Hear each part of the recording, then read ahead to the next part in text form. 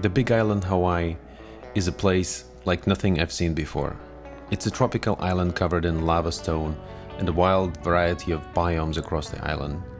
It's a magical place, and I had a feeling it deserves a different type of photography. That's why I brought full spectrum digital camera. I used Kalari conversion services to extend Fujifilm X-T2 to a full spectrum of light, so that I can use different filters for a variety of styles of false color as well as black and white photography. IR Chrome filter turns all living greenery into vivid red with appropriate white balance correction. The great advantage over conversion LUTs and Photoshop trickery is that you can see the image right away on the screen of the camera.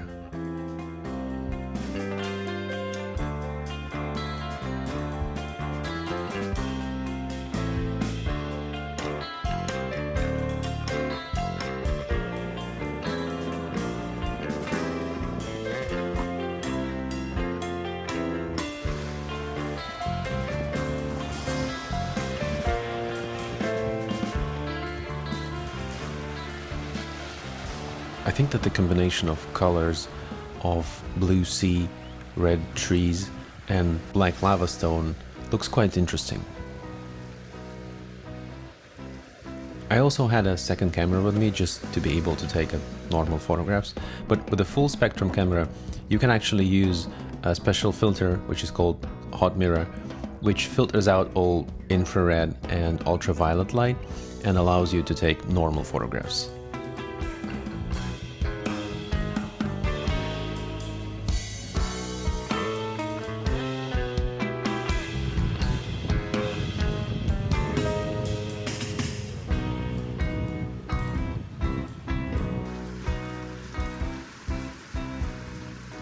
The second filter I had with me was cutting out all visible light above 780 nanometers wavelength.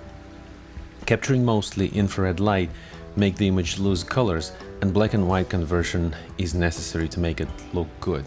It's a very high contrast black and white. All greenery and leaves reflecting the infrared light look very bright white.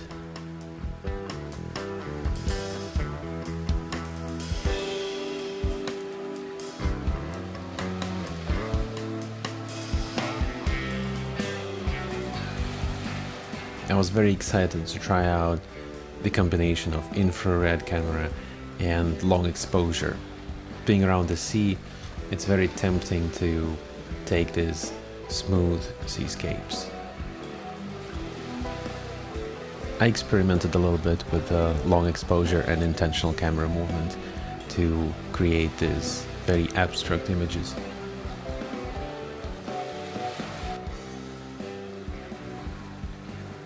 This curved tree that I found on the beach, I think looked very photogenic, and I tried to photograph it from various angles.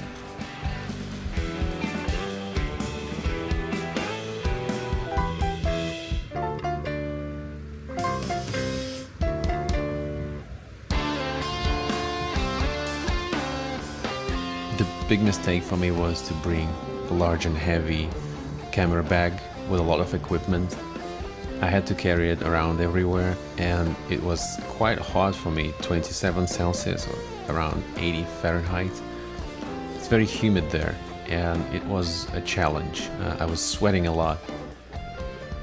Next time I plan to bring some smaller bags so that I can leave the large backpack in the hotel and walk around with something compact and just maybe one camera with a couple lenses.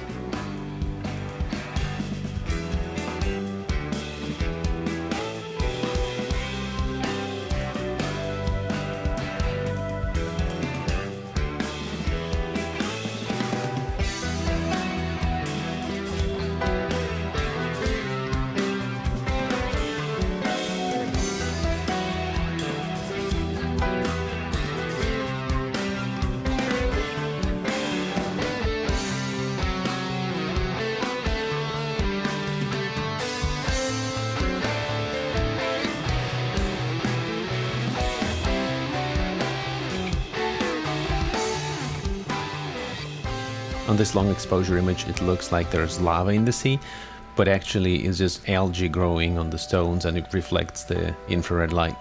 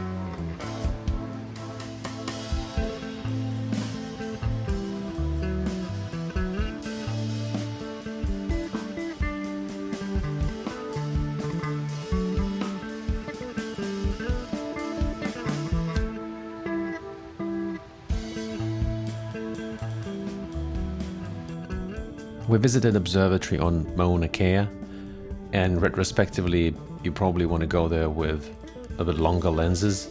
The longest I had was 50mm on a crop sensor, so it's probably not enough.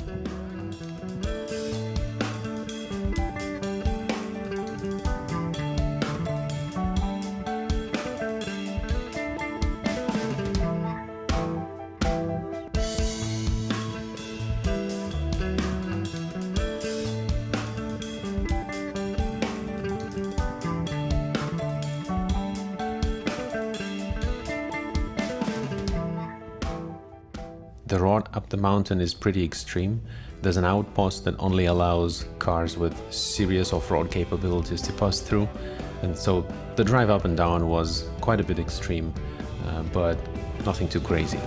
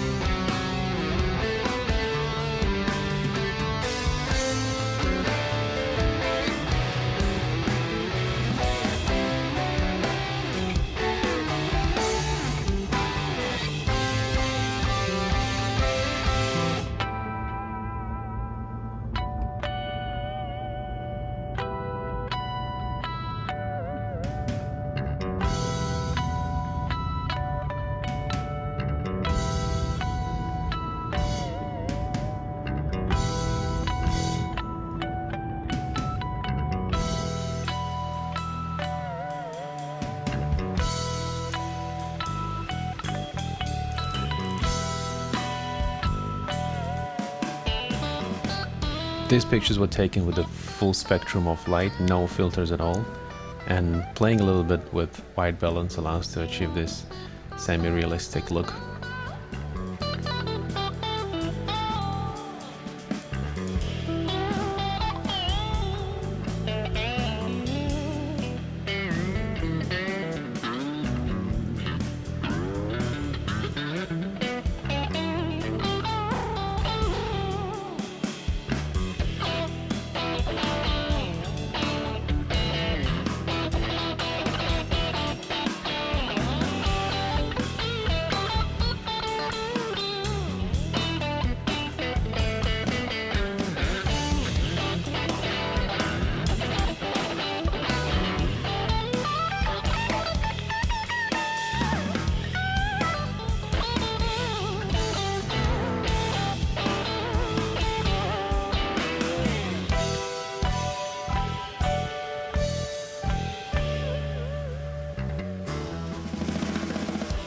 The next day we drove to the south of the island, which is technically the most southern point of United States.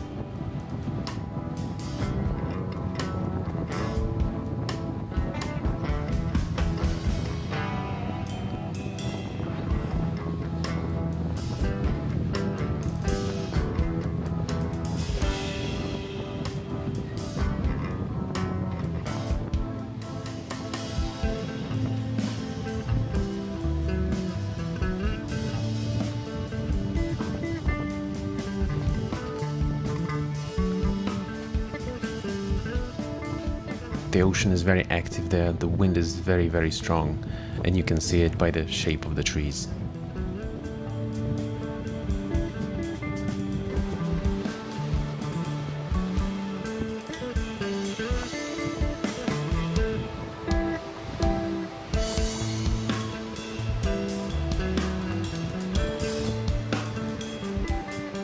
I hope you enjoyed my experiments with the infrared camera.